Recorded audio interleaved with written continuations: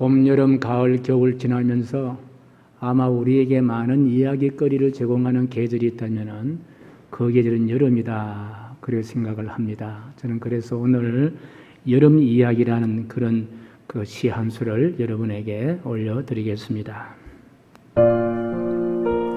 여름 이야기.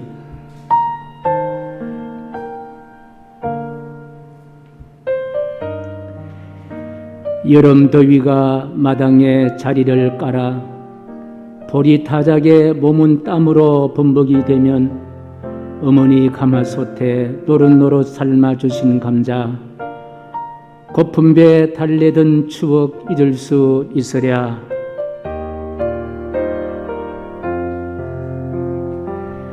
보리 타작 마당에 어둠 찾아들면 멍석 깔아 모깃불 피워놓고 애호박 감자들 덤성덤성 썰어 어머니 만들어 주신 구수한 칼국수,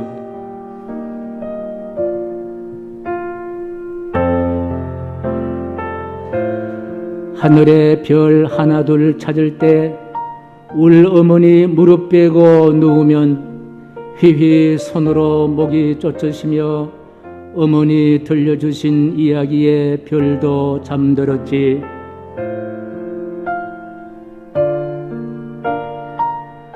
오늘같이 더운 날은 한 움큼 여름 상추에 그리운 어머니 손맛 소복이 담고 담아 꼭꼭 씹어 가만히 가슴으로 내리면 지난 여름 이야기에 더운 여름 열기 식어간다.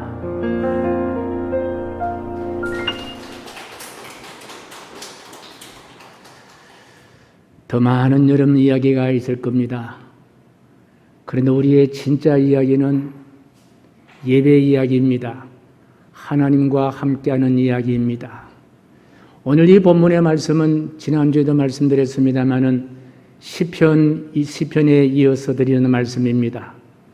시편은 기록 연대순으로 세 단락을 나눈다고 말씀드렸습니다. 900년에서 1000년에서 한 900년까지가 1편에서 41편까지고, 그리고 900년에서 800년까지가 42편에서 89편까지입니다.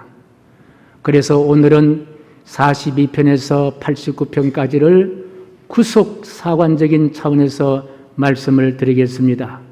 지난주에는 성찬에 관한 이야기로 설교를 했습니다마는 오늘은 구원사적인 사관으로 안목으로 함께 은혜를 나누려고 합니다. 오늘 본문의 머릿거리에는 에스라인 에단의 마서기를 그렇게 달려 있습니다. 에스라인, 여성들이 좋아하는 에스라인인가?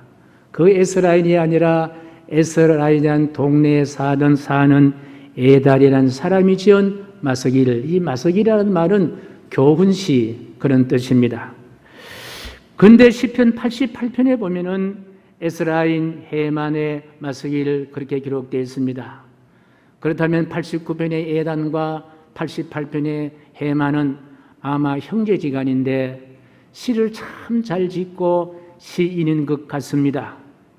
그런데 오늘 본문의 헤만이란 시인은 오늘 52절에서 이렇게 노래하고 있습니다. 같이요. 영원히 찬송을지어다.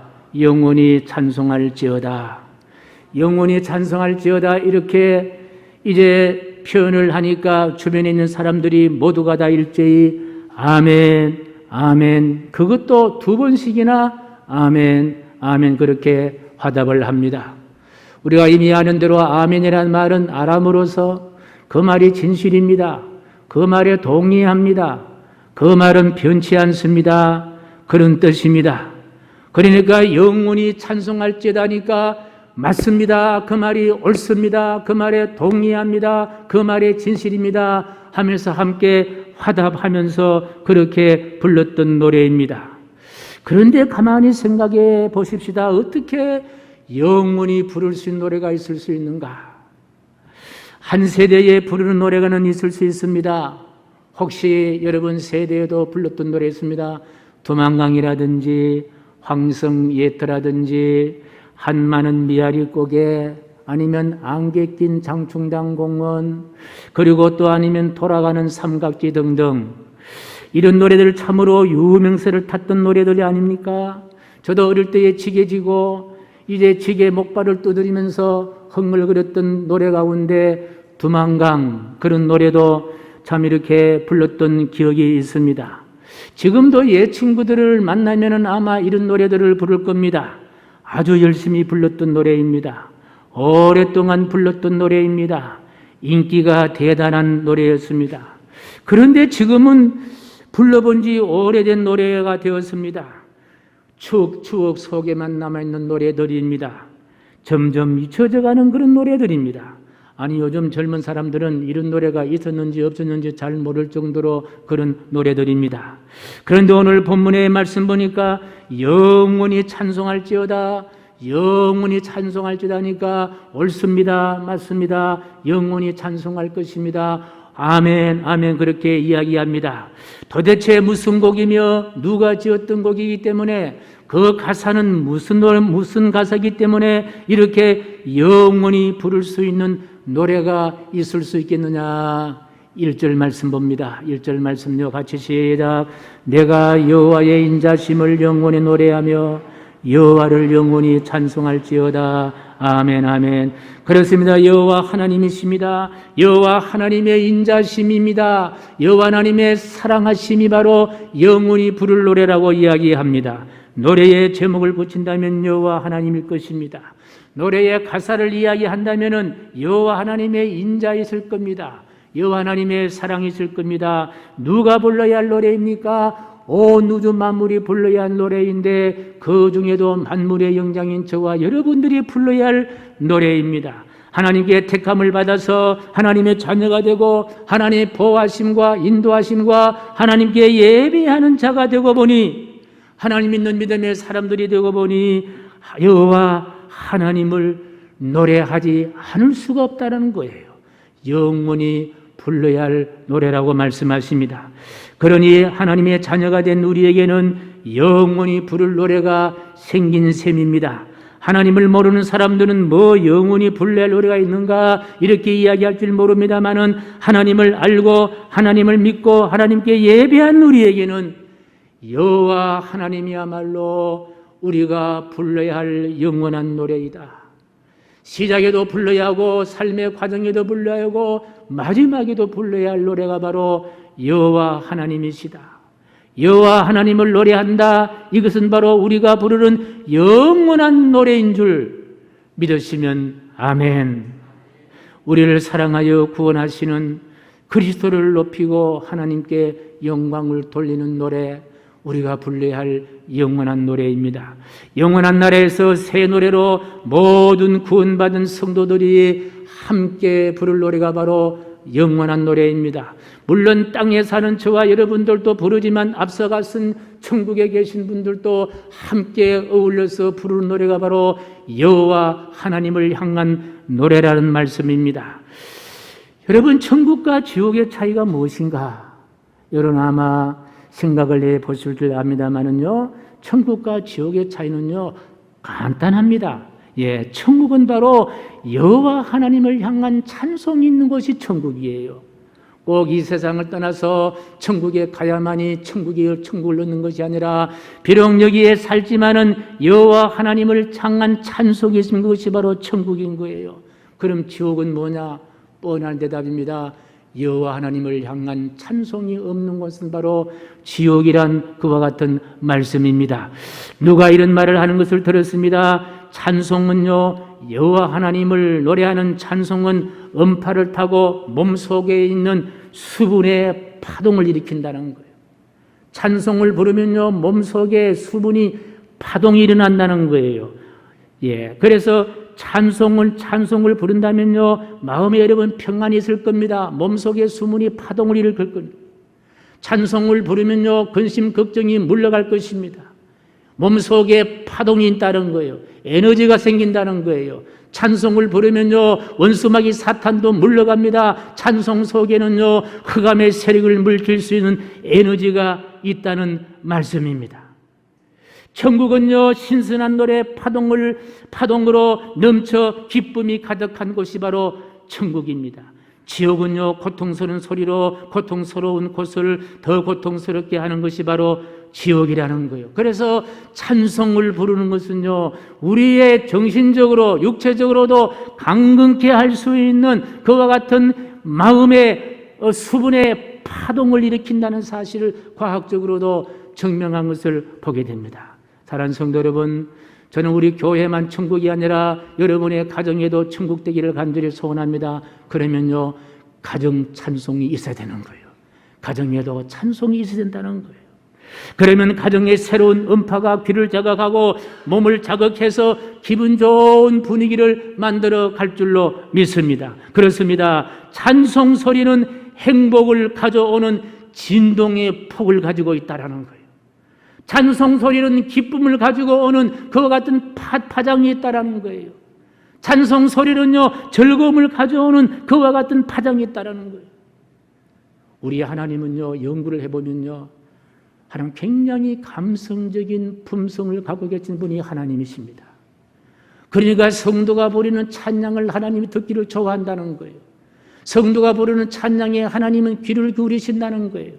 성도가 부르는 찬양이 비록 슬플 때 부르는 찬양이라 하더라도 하나님이 잘 들으시고 그 슬픔을 기쁨으로 안 되는 것을 되도록 만들어 주시는 하나님의 역사가 바로 찬송 안에 있는 줄로 믿습니다. 여러분, 찬송으로 하나님을 움직여 보십시오. 그러면요, 여러분 속에 이미 내재하시는 성령이 춤을 추게 될 줄로 믿습니다. 할렐루야. 우리가 시편을 좋아하는 이유는 바로 여기에 있습니다. 여러분, 시편을 읽으면요, 다른 책도 물론 은혜가 됩니다만은 시편을 읽으면요, 마음속에 뭔가 모르게 영적으로 파도치는 파동이 일어나는 것을 여러분 경험하게 될 겁니다. 여호와 하나님을 찬양하는 노래이기 때문입니다. 그래서 시편을 히브리어로 말하면요, 찬양, 그렇게 이야기합니다. 시편은 바로 찬양으로 이야기를 하는 거예요. 그래서 이 시편을 이스라엘 민족의 찬송가다, 그렇게도 이야기를 합니다. 그렇다면 시편의 찬양들은, 시편의 노래들은 도대체 어떤 내용을 담고 있기 때문에 이렇게 시편이 우리 사람들에게 미치는 영향과 또 하나님을 향한 그 영향과 그리고 우리 인생의 삶에 이렇게 많은 영향을 끼칠까? 이 시편을요, 미국의 프린스턴 대학은 유명한 대학이잖아요. 그 대학의 구약학 교수였던 버나드 앤더슨 교수님이 계시는데 이분은 평생 동안 시편만을 연구한 사람이에요. 이 교수님이 시편을 딱 연구해 보니까요, 시편에 4가지 큰 주제가 있더라는 거예요. 첫 번째 주제가 뭐냐? 바로 시편에는요, 축복의 노래라는 거예요. 한번 같이 읽어보겠습니다. 시작. 첫 번째 주제는 축복의 노래다. 그 대표적인 시가 바로 시편 1편이에요. 그리고 시편 119편이에요. 특별히 시편 1편은 시편 전체를 여는 문과 같은 시가 바로 시편 1편인데요. 이 시편 1편이 150편까지 관통하는 그와 같은 시가 시편 1편의 말씀인데요. 시편 1편 1절과 2절 한번 같이 노래합니다. 시작. 복 있는 사람은 악인들의 길을 따르지 아니하며 죄인들의 길에 서지 아니하며 오만한 자들의 자리에 앉지 아니하고 오직 여호와 율법을 즐거워하여 그 율법을 주야로 묵상하라. 그리고 시편 150 마지막 절이 뭔지 압니까? 여호와를 찬양하라는 말씀이 기록되어 있습니다. 그렇다면요, 복 있는 사람 어떤 사람이다? 여호와를 노래하는 사람이다. 여호와를 찬양하는 사람이다. 그래서 복이라는 것은 우리가 말하는 어떤 물질적인 것, 명예적인 것, 권력적인 것, 오래 사는 것, 물론 이런 것도 포함되지만요, 시편 1편에서 복이라는 것은요, 여호와의 말씀 속에 복이 있다는 거예요. 여호와 말씀을 묵상하는 것이, 그것이 복이라는 거예요. 그렇게 시작을 하면서, 그리고 두 번째 주제는 뭐냐? 구원의 노래입니다. 같이 시작. 두 번째 주제는 구원의 노래. 이 구원의 노래는요, 시편 95편과 시편 95편이 대표적인 시인데요, 시편 95편 1절 말씀 우리 한번 같이 읽어보겠습니다. 시작. 오라 우리가 여호와께 노래하며 우리의 구원의 반석을 향하여 즐거이 외치자. 우리가 감사함으로 그 앞에 나가며 시를 지어 즐거이 그를 노래하자. 오라 우리가 여기에 노래하며 우리의 구원의 반석을 향하여. 구원의 노래인데 구원을요 반석이라고 얘기했습니다. 여러분, 반석은요 흔들리지 않는 것이 반석이에요. 저 어릴 때 저희 집 앞에도 큰 반석이 있었는데요, 아무리 사라워 태풍이 불고 물이 흘러도요 반석은 꿈쩍 딸싹하지 않는 거예요. 바로 우리를 향하신 구원이 바로 반석이라는 거예요. 흔들리지 않다는 거예요. 어떤 어려움이 온다더라도 하나님이 저와 여러분들을 구원하신다는 그 구원은요 흔들리지 아니한다. 그러므로 우리는 시를 지어서 노래를 만들어서 여호와 하나님을 노래하자, 찬양하자. 바로 구원의 노래입니다. 그러기에 구원받은 우리는요 유일하게 우리를 통하여 영광 받으실 그분은 바로 전능하신 하나님. 이걸 신학적으로 말하면요 그로리아 데이 그렇게 말합니다. 다시 말씀드리면은 하나님만이 우리 믿음의 사람들에게 영광의 노래를 받을 수 있는 유일하신 분이시다. 그로리아 데이. 하나님만이 우리 인간에게 찬양을 받으실 유일하신 분이시다. 세 번째 주제는요, 같이 시작. 세 번째 주제는 탄식의 노래이다. 탄식의 노래는요 톤이 다른 노래입니다. 색깔도 다르고 탄식의 노래는요 내용도 다르다. 그 대표적인 노래가 13편과 43편인데요 13편 1절 한번 보겠습니다. 시작. 여호와여 어느 때까지니까 나를 영원히 잊으시나이까 주의 얼굴을 나에게서 어느 때까지 숨기시나이까. 이 말의 내용은 어려움 속에서 아무리 기도해도 하나님을 볼 수 없다는 내용이에요. 하나님이 숨어 계신다는 말씀이에요. 만날 수 없는 하나님이십니다. 나와는 상관없는 하나님이십니다. 때로는 나를 버리시는 듯한 그런 감성을 가질 수 있는 하나님이십니다. 이 정도 되면은 하나님을 노래할 수 없지 않습니까? 그럼에도 불구하고 하나님을 노래한다. 하나님을 노래한다. 어떤 하나님이기 때문에 하나님을 노래할 수가 있겠느냐? 시편 44편 8절 9절 말씀 시작. 우리가 종일 하나님을 자랑하였나이다. 우리는 하나님의 이름에 영원히 감사하리다. 셀라. 그러나 이제는 우리를 버려 욕을 당하게 하시고 우리 군대와 함께 나가지 아니하시나이다. 주께서 우리로 하여금 이웃에게 욕을 당하게 하시니 그들이 우리를 둘러싸고 조사하고 조롱하나이다. 이토록 종일토록 자랑의 대상자, 감사의 대상자가 되었지만요, 때로는 우리가 하나님부터 욕을 당하고 하나님부터 무시당하고 하나님부터 버림당하는 그와 같은 상황이 있다는 거예요.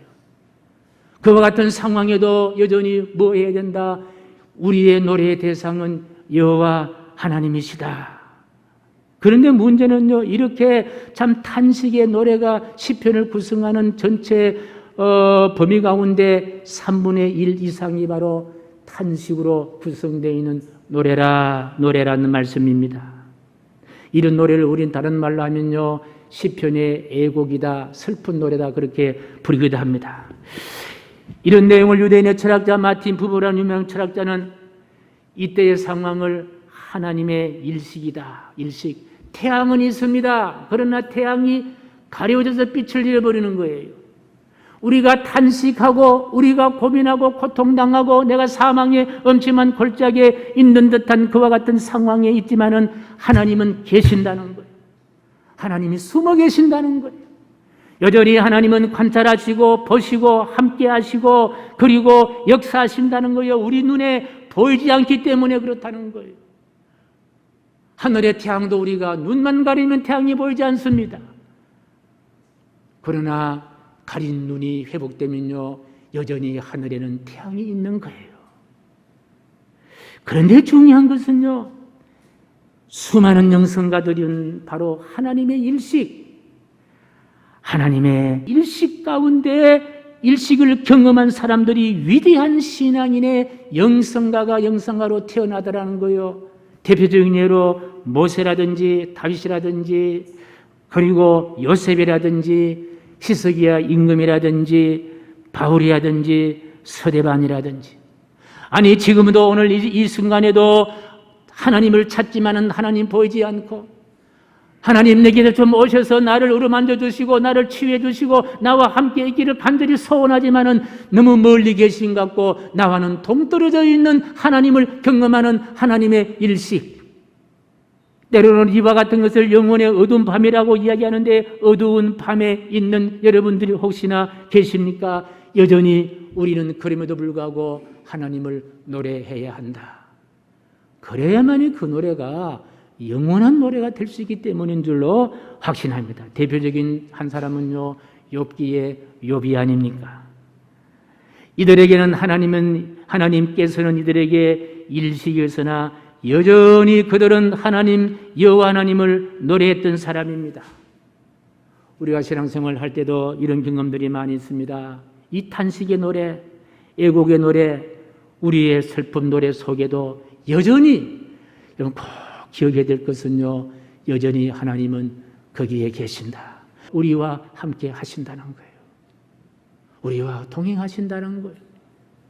내 통단할 가슴에 이 아픈 마음을 세상 사람들이 모른다 하더라도 누구는 알고 계시느냐? 하나님은 알고 계신다는 거예요. 그리고 내 눈물 자국에 하나님의 눈물이 섞어주십니다. 내 슬픈 마음에 하나님의 슬픈 마음도 함께 하신다는 사실입니다. 그런데 여기에서 하나님을 향한 유명한 영성가가 태어난다는 거예요. 바로 어머니가 상고를 지나서 어린아이를 탄생하듯이, 여러분 여호와 하나님을 노래하는 것이 고난당함이 유익되기를 주님의 이름으로 간절히 축복합니다. 네 번째 주제는요, 감사의 노래입니다. 감사의 노래입니다.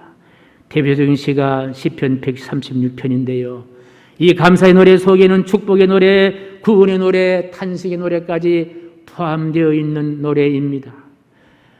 이 감사의 노래는요, 최후의 마지막 불렀던 노래이면서 신비로움을 포함되고 있는데, 어떤 조건에서도 어떤 역경에서도 부를 수 있는 노래가 바로 감사의 노래다.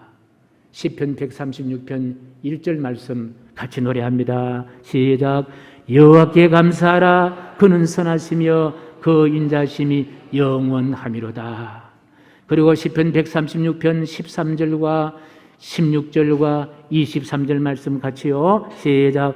홍해를 가르신 이에 감사하라. 그의 백성을 인도하여 광야를 통과하신 이에 감사하라.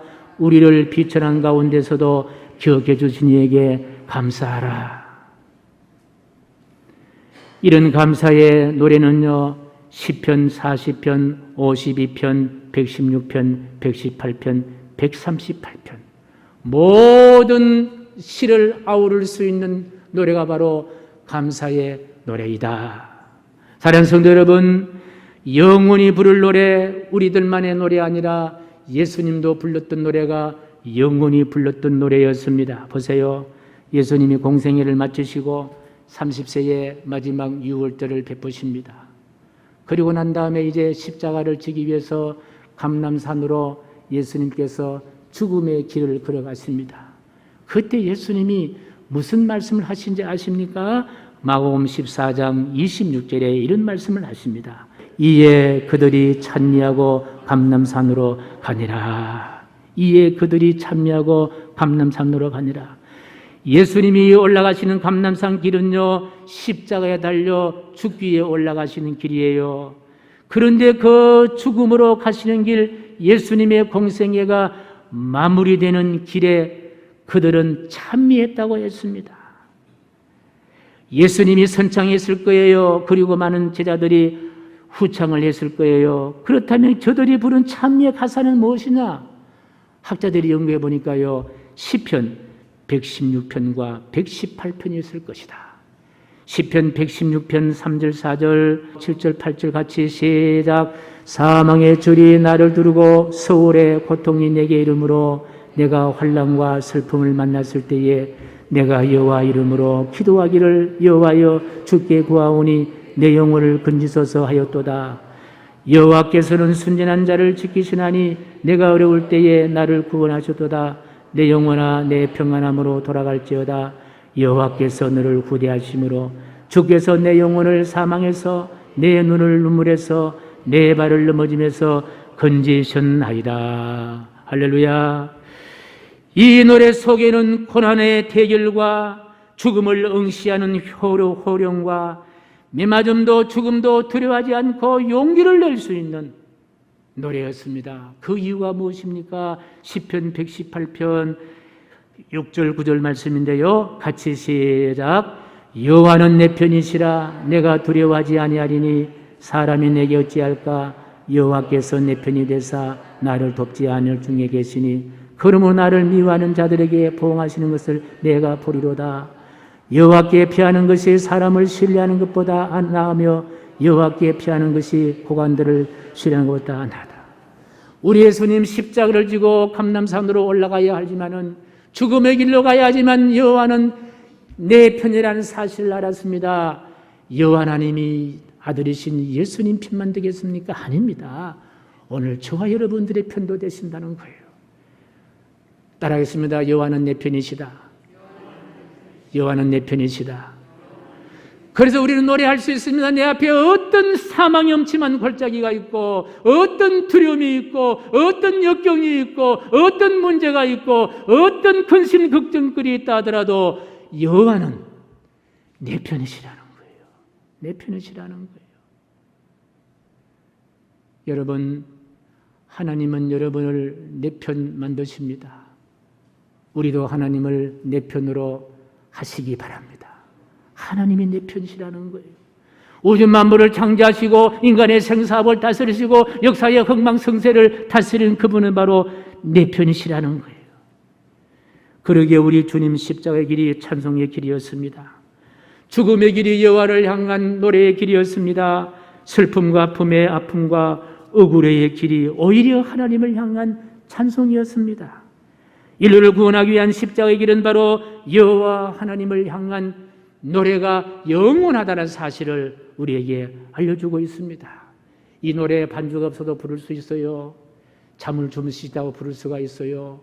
슬픈 가운데도 부를 수가 있어요. 고민되고 괴로운 가운데도 부를 수 있는 노래예요. 여호와 하나님이 우리의 노래이길 간절히 소원합니다. 여호와 하나님을 노래, 내 비록 사망이 엄침한 골짜기에도 불러야 할 노래, 이 노래는 영원히 불러야 할 노래입니다. 시작에도 불러야 하고 과정에도 불러야 하고 눈물의 골짜기를 지날 때도 불러야 하고 아픔의 계곡을 건널 때도 불러야 하고 내가 미처 건너지 못하는 그와 같은 강이 있다 하더라도 끝까지 불러야 할 노래가 바로 여호와 하나님을 향한 노래인 줄로 믿습니다. 우리의 생애가 닿을 때까지 불러야 하며 천국에 가서도 불러야 할 노래입니다. 다른 성도 여러분, 우리가 부를 영원한 노래, 여호와 하나님은 나를 조용히 여기까지 인도하시고 지금도 나의 등 뒤에서 나를 인도하시고 도와주실 줄로 믿습니다. 그런 의미를 담아서 나의 등 뒤에서 함께 찬양하면서 설교를 마무리하려고 합니다.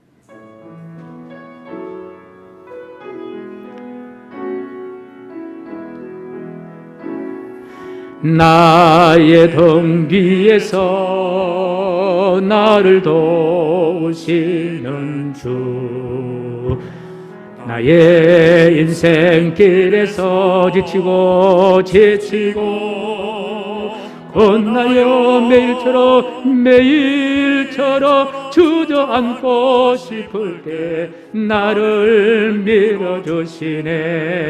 일어나 걸어라 내가 새 힘을 주리니. 아멘. 일어나 너 걸어라 내 너를 나의 등 뒤에서 나를 도우시는 주, 평안의 길을 갈 때에 보이지 않아도 지치고 권하여 넘어질 때면 다가와 손 내미시리. 일어나 걸어라, 일어나 걸어라, 내가 새 힘을 주리니. 아멘 아멘. 일어나 걸어라, 일어나 너 걸어라, 내 너를 도우리. 나의 등 뒤에서 나를 도우시는 주. 때때로 뒤돌아보면 여전히 계신 주. 잔잔한 미소로 바라보시며 나를 재촉하시네. 할렐루야. 일어나 걸어라, 내가 새 힘을 주리니. 일어나 너 걸어라, 내 너를 도. 3절 나의 등 뒤에서, 나의 등 뒤에서 나를 도우시는 주. 때때로 뒤돌아보면 여전히 계신 주. 잔잔한 미소로 바라보시며 나를 재촉하시네. 일어나 걸어라, 내가 새 힘을 주리니. 일어나 너 걸어라, 내 너를 도우리. 우리의 등 뒤에서 우리와 함께 하시기 때문에 뒤돌아보지 않으면 보이지 않습니다. 그러나 우리 하나님은 우리 등 뒤에서 우리와 함께 하신다고 했습니다. 일어나 걸으라고 했습니다. 낙심하거나 절망하지 말라고 했습니다. 일어나 걸으라고 했습니다. 나와 동행하여 주시고 함께하여 주실 줄로 믿습니다.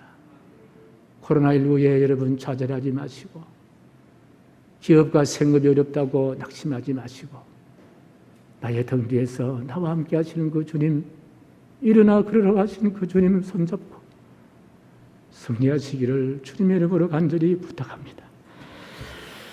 존귀하신 하나님, 나를 도우시는 주님 기억하시고, 험한 인생길 돌불에 넘어질 수가 있고, 사람에게 어름당할 수가 있고, 세상이 주는 슬픔과 힘듦이 있다 하더라도 나와 동행하시는 하나님이시오니 일어나 힘있게 걸을 수 있는 우리 모두가 되게 하여 주옵소서.